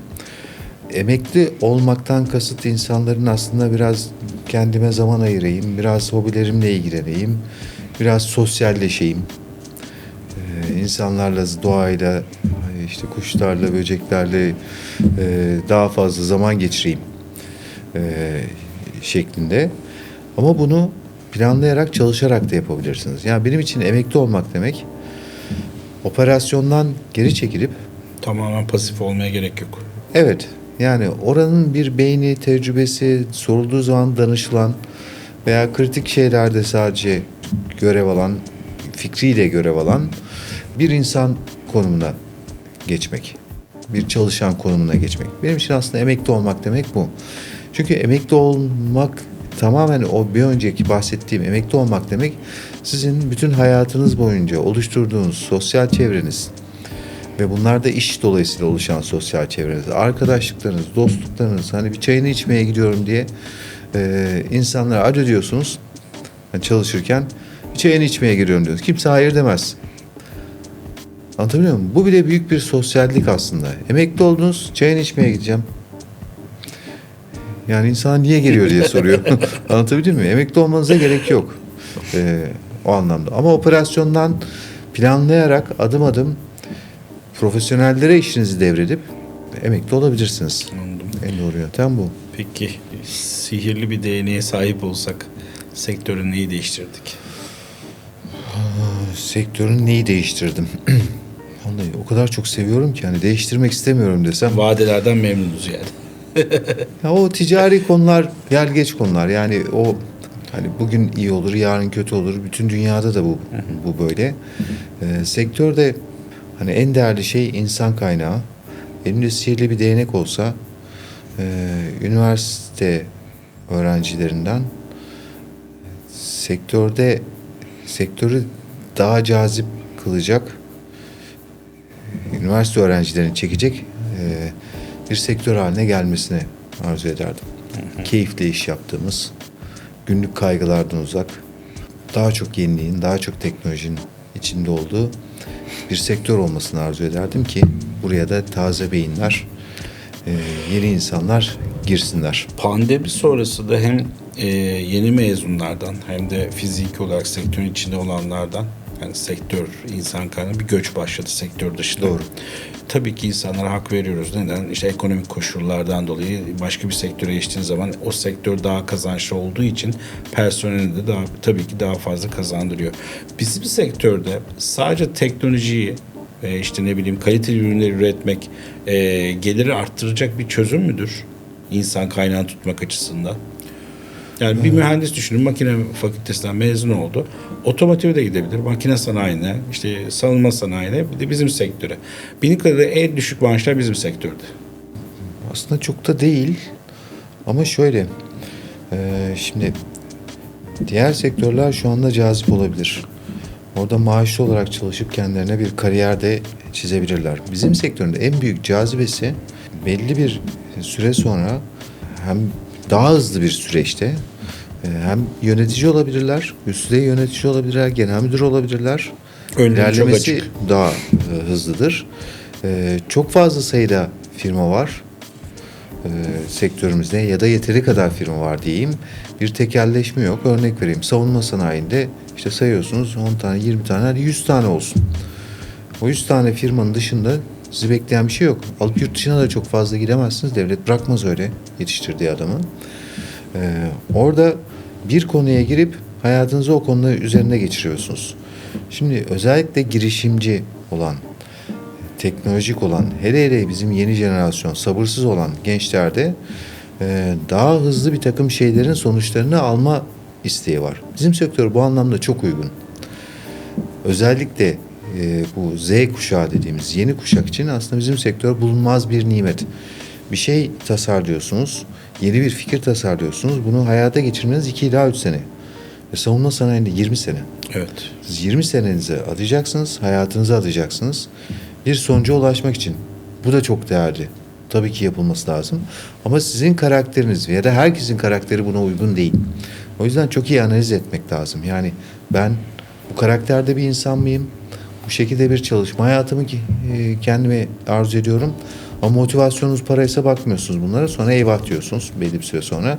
Ve oradan çıktığınız zaman da başka bir sektöre gittiğinizde hayatı sıfırdan başlamak zorundasınız. Böyle bir handikap var.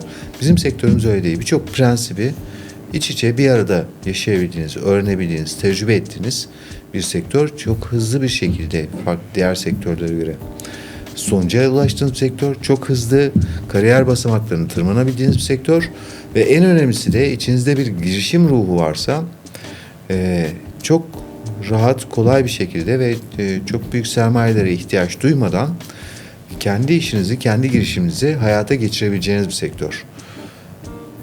En üstten baktığınızda da yani büyük resme baktığınızda da büyük bir değişimin olduğu, bildiğimiz 100 yıllık teknolojilerin artık yeni teknolojilere kendilerini bıraktığı, inovasyonun şu anda tavan yaptığı, bir sürü yeniliğin aynı anda paralel şekilde piyasaya sürüldüğü ve bir o kadar da geliştirildiği büyüyen de bir sektör. O yüzden hani bizim bunu doğru anlatmamız lazım yeni mezun arkadaşlara. Tabii öncelikle onların keyif alacakları çalışma ortamlarını yaratarak. Yani önce oradan başlamak lazım. Peki şirketlerin büyüklükleriyle ilgili bir sorumuz var. Bir şirketin büyüklüğü sizin için neyle ölçülüyor? Ciro mu, karlılık mı, insan kaynağı mı, teknolojik altyapısı Gelecek mı? vizyonu. Gelecek vizyonu. Biraz açabilir misiniz? Nasıl olmalı?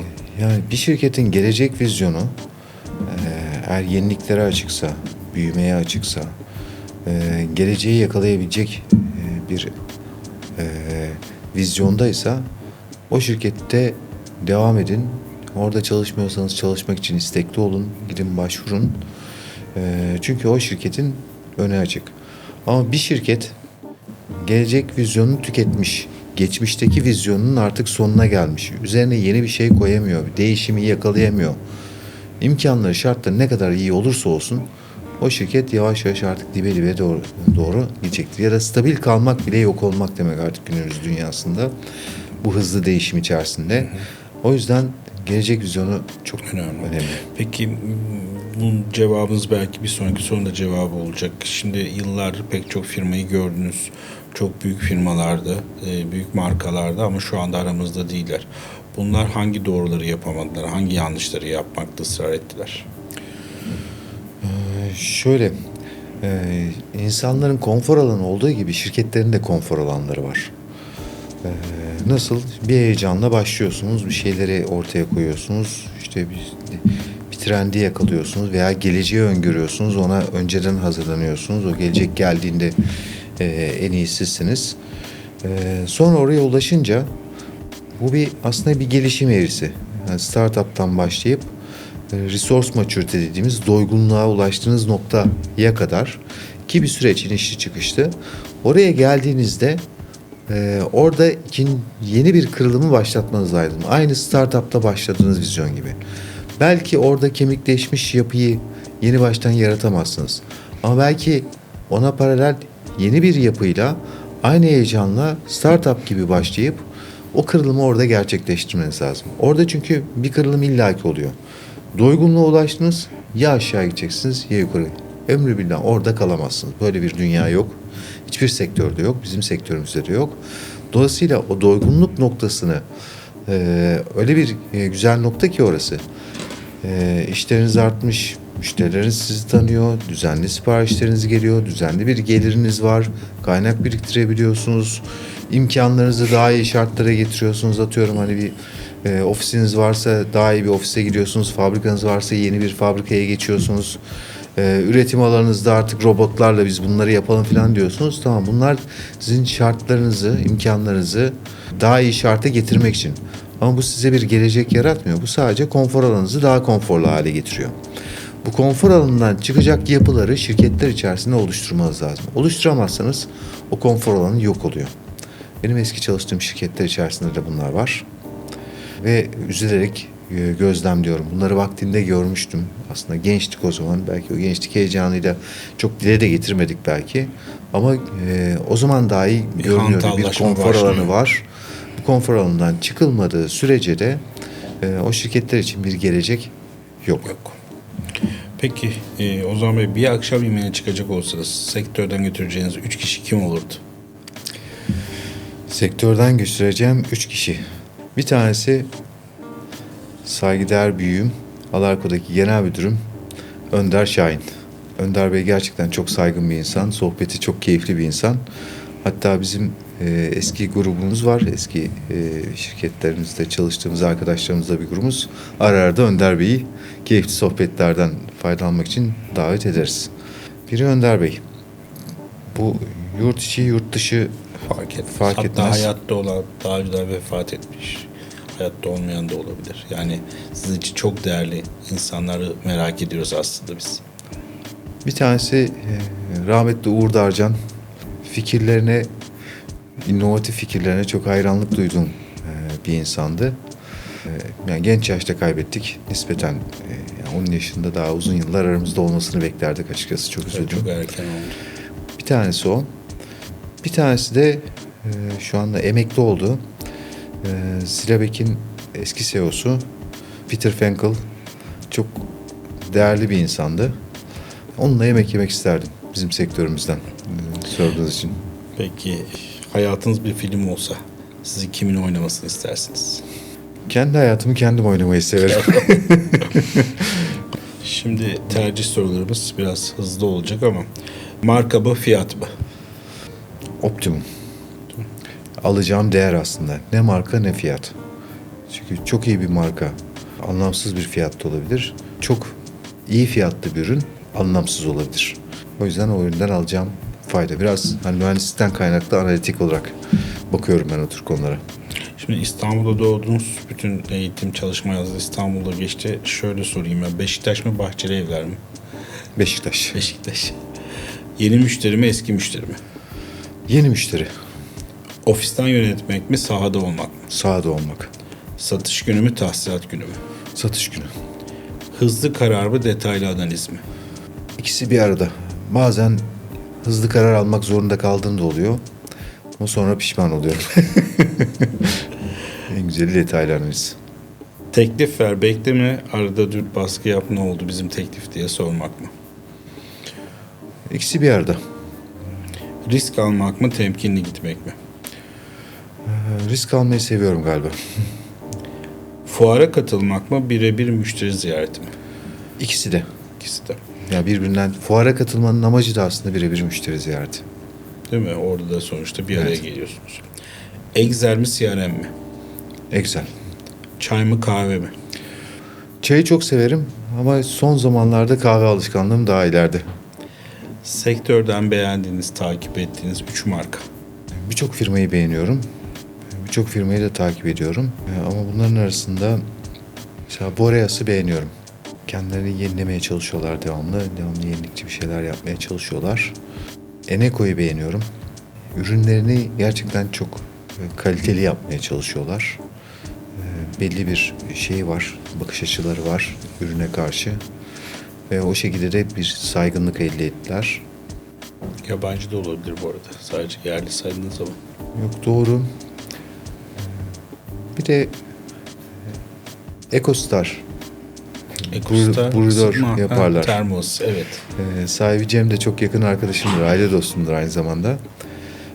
Onların da çok vizyoner bakışları var. Bir de onları beğeniyorum. Uzaktan da takip ediyorum.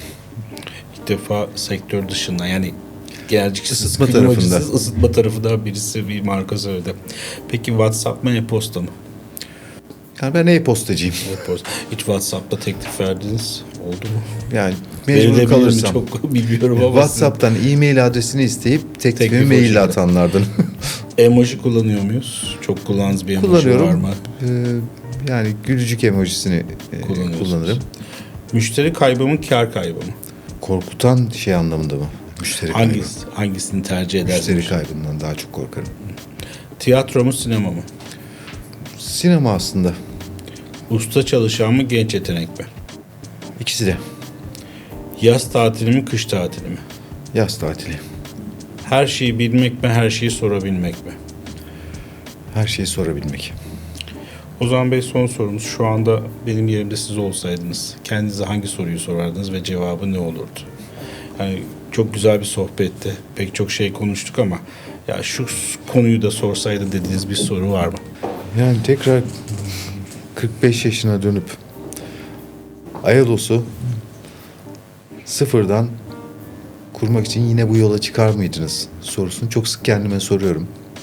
Geçen 7 yıldaki geçirdiğimiz süreçlere bakarak %51'im iyi ki bu yola çıkmışım diyor. %49'um ne zorum vardı diyor. Rahatta ne güzel. Profesyonel Gerçekten olarak. çok büyük bir şeymiş, challenge'mış. O zaman tabii o zamanın heyecanıyla bunları göremiyorsunuz. Çok büyük zorlukları göz önüne alarak ve hiç öngörmediğiniz sizin dışınızdaki faktörleri göz önüne alarak bu yola çıktık. Bu geçtiğimiz 7 senede verdiğim emeğin karşılığını aldık mı hala da aldığımızı söyleyemem. Ama alma yolunda ilerliyoruz. Hele hele pandemi döneminde değer miydi sorusunu çok kendime sordum. Yani değer miydi? Emekli olabilirdin. İmkanlarım vardı. Yine Çok şeyden profesör olarak da fedakarlık devam yaptım. edebilirdiniz. 7 sene dediğiniz zaman insanın hayatını çok uzunca bir dönem. Şimdi bugünden geri dönüp baktığımda gerçekten bir çılgınlıkmış. 7 sene sonra baktığımda o zaman bunu yapmasaydım şu anki bulunduğumuz noktada olamazdık. Olamayacaktınız. Bunca zorluklara, şeylere rağmen. Ama yine de değermiş. Ayolos'a kadar görev yaptığınız firmalar hep üst düzey firmalardı. Burada kendinizde bir yarış mı oldu? Hayır. Bir ispat olmadı. Asla Onu biliyorum. bir Asla yarış yani ya da bir- ispat değildi. Ama hep bir değişim arzusuydu. Yani belli bir süre sonra artık yaptığınız iş rutine biniyor. Yani benim karakterim olarak rutine binmiş işlerden nefret ediyorum. Yapamıyorum. Ve bunu yaşadım. En uzun çalıştığım şirketlerden bir tanesinde 7,5 sene çalıştım. Son 2,5 senesi o kadar sıkıcı geldi ki bana. Çünkü artık bir şey koyamıyorsunuz. Yani ortaya yeni bir şey koymak için zorluyorsunuz. Ama zorladığınız kişinin ya da şirketin veya yönetim kurulunun hayalleriyle sizin hayalleriniz birleşmiyor. Onların hayallerini gerçekleştirmeye çalışıyorsunuz belli bir süre, 4-5 sene. Onların hayallerini gerçekleştirdikten sonra hadi kendi hayallerinizi yapalım dediğiniz noktada bir dakika diyorlar. Şimdi Ayolos'u kurma sebebim buydu benim aslında. Ben artık kendi hayallerimi gerçekleştirmek istiyorum. Da yola çıktım. Yola çıktık aslında. Devam ediyoruz o yolda. Hala daha devam ediyoruz. Gerçekleştirdik mi? Bazı şeyleri gerçekten gerçekleştirdik. Sektörümüzdeki veya sektörümüz dışındaki birçok firmanın hayal edemediği ya da girmek isteyip de başaramadığı çok zor bir pazarda, Almanya pazarında biz başarılı olduk. Olma yolunda çok ciddi yol kat ettik. Yani kolay bir süreçten geçmedik. Hala da geçmiyoruz. Hala daha geçmiyoruz. Peki çok teşekkürler. Çok keyifli teşekkür bir ederim. sohbetti. Vakit ayırdınız. Benim için de öyleydi gerçekten. Sorularımızı cevapladınız. Hıvak Pilek'in bugün konuğu Ayolos kurucusu ve genel müdürü Ozan Atasoy oldu. Bir başka programda görüşmek üzere. İyi günler.